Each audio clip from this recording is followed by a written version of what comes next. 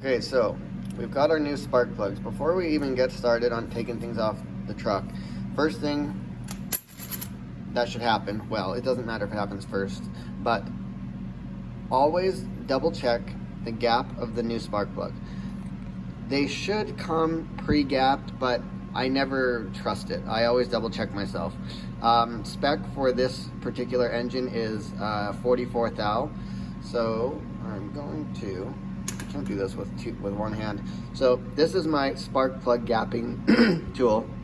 There's many different kinds. There's ones that are kind of like long handled, like almost like a screwdriver.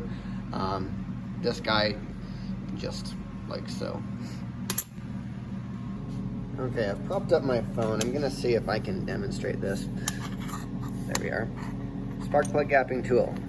You've got your measurement increments.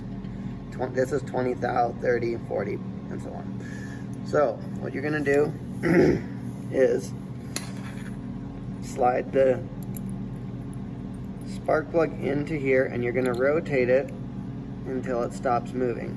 At that point, you're gonna look at it, and we can see here, if I rotate it down, I'm getting 40, just about, 41, 42. So it could be opened up just ever so slightly, because we do want it to be closer to about here, right? One notch below 45.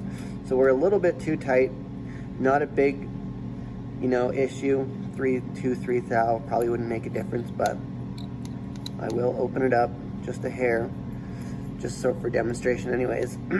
So we slide this guy in here, right? So on the ground electrode, and then we just pry up ever so slightly, and then we can go back in here and see what we're at. Oh, I went way too far. So now we're at 51. So at this point, I'm just going to take this guy and just give it a few taps. Gonna recheck it. Didn't really do much there. Gotta go a little harder. Just like that. It doesn't take a lot of force to bend those electrodes down. So now we're at just under 50. A little more.